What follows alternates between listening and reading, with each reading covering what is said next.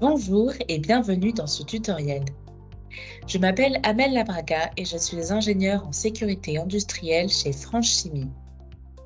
Vous êtes en train de visionner le tutoriel consacré à l'arrêté du 1er juin 2015 qui porte sur les installations soumises à enregistrement au titre d'une rubrique liquide inflammable. Ce tutoriel présente les grands axes à retenir concernant les nouvelles exigences pour les installations existantes en régime enregistrement. Je vous souhaite un bon visionnage.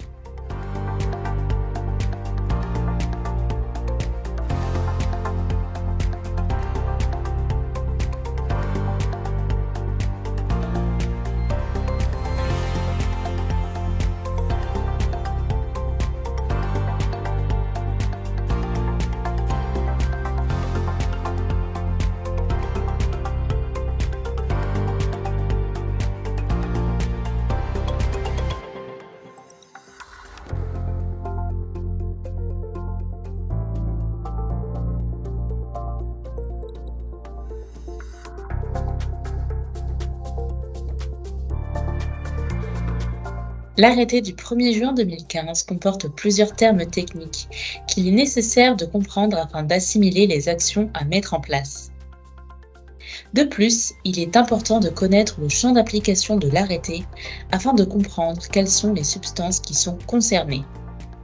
Parmi les définitions à connaître préalablement, nous avons les liquides inflammables, à savoir liquides inflammables de mention de danger H224, H225, H226 et les liquides de point éclair entre 60 et 93 degrés Celsius, ainsi que les déchets de liquides inflammables catégorisés HP3. Attention cependant, les liquides inflammables au titre du présent arrêté ont un champ restreint que nous détaillerons sur la slide suivante. Les liquides combustibles et solides liquéfiables combustibles regroupent les produits susceptibles de brûler et de former une nappe enflammée lorsque pris dans un incendie. Afin de connaître les caractéristiques physico-chimiques de ces substances, reportez-vous au tutoriel sur le résumé des nouvelles exigences techniques des récipients mobiles de liquides inflammables. Liquides miscibles et non miscibles à l'eau, dont l'arrêté précise leurs caractéristiques. Le contenant fusible, qui est un contenant qui, lorsque pris dans un incendie, est susceptible de fondre et de libérer son contenu car il a une température de fusion inférieure à 330 degrés Celsius. Ce sont typiquement des récipients en matière plastique. L'arrêté précise les caractéristiques et prescriptions applicables à ce type de contenant. Partie de bâtiment. Cette notion, au sens de l'arrêté, désigne une zone de stockage et ou d'emploi dans laquelle un incendie est contenu et ne peut se propager au reste du bâtiment.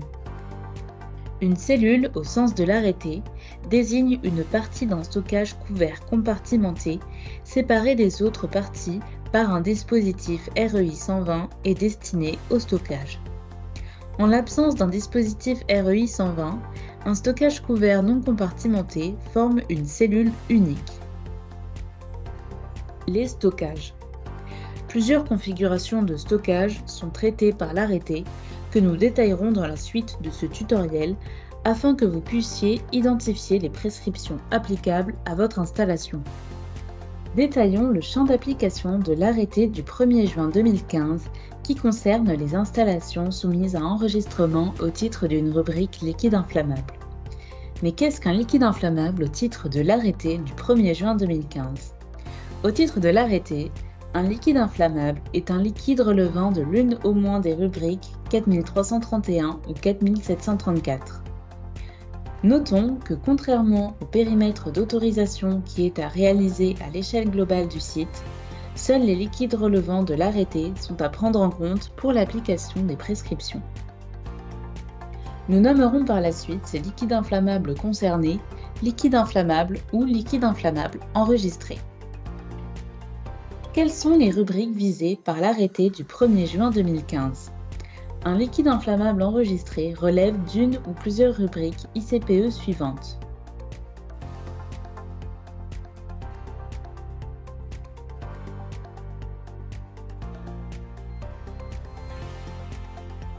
Prenons un exemple. ces liquides inflammables sont-ils enregistrés? Supposons la présence de 200 tonnes de styrène 4331 et 10 tonnes de produits pétroliers 4734. Le seuil d'enregistrement est atteint pour le styrène, il est un liquide inflammable enregistré. Le seuil n'est en revanche pas atteint pour le produit pétrolier. Le produit pétrolier n'est donc pas un liquide inflammable soumis aux prescriptions de l'arrêté enregistrement. Détaillons à présent les différents arrêtés applicables aux liquides inflammables d'une ICPE à enregistrement. Cette partie vous permettra de comprendre par quels arrêtés sont réglementés les liquides inflammables enregistrés de votre site. Il existe 3 cas de figure. Le premier cas s'applique aux sites soumis uniquement à enregistrement pour les liquides inflammables des rubriques ICPE enregistrés et non visés par les arrêtés du 3 octobre 2010 et du 24 septembre 2020. Je vous invite par ailleurs à visionner le tutoriel Périmètre des textes liquides inflammables axé sur le régime autorisation qui détaille comment savoir si un site est soumis ou non à autorisation. Dans ce cas, voici les arrêtés ministériels auxquels sont soumis les stockages en récipients mobiles, les stockages en réservoirs aériens fixes, les réservoirs enterrés et les emplois et mélanges.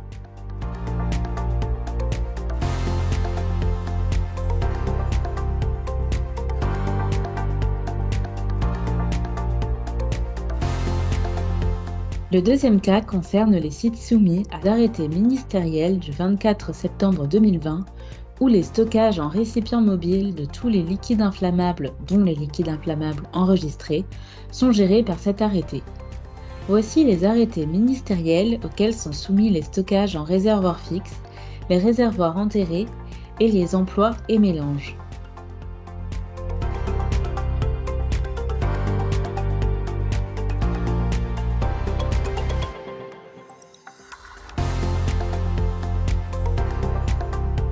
Le troisième cas concerne les sites soumis aux arrêtés ministériels du 24 septembre 2020 et du 3 octobre 2010, où les stockages en récipients mobiles et en réservoirs aériens fixes sont gérés par ces deux arrêtés. Voici les arrêtés ministériels auxquels sont soumis les réservoirs enterrés et les emplois et mélanges.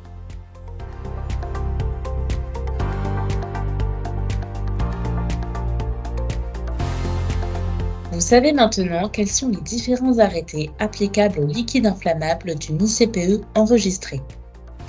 À présent, nous allons expliciter les différentes catégories d'installations soumises à l'arrêté du 1er juin 2015. L'intégralité des prescriptions de l'arrêté s'applique aux installations nouvelles postérieures au 1er janvier 2022. Dans ce tutoriel, nous nous concentrerons sur les prescriptions applicables aux installations existantes du régime d'enregistrement et antérieures au 31 mai 2015, avec un focus sur les nouvelles prescriptions.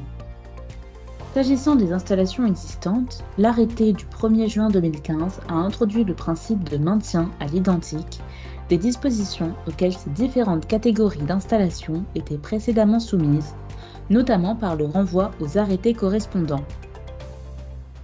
Les nouvelles dispositions ont été introduites avec le cas échéant des délais de mise en œuvre afin d'atteindre le même niveau de sécurité pour l'ensemble des installations existantes, quelle que soit la catégorie.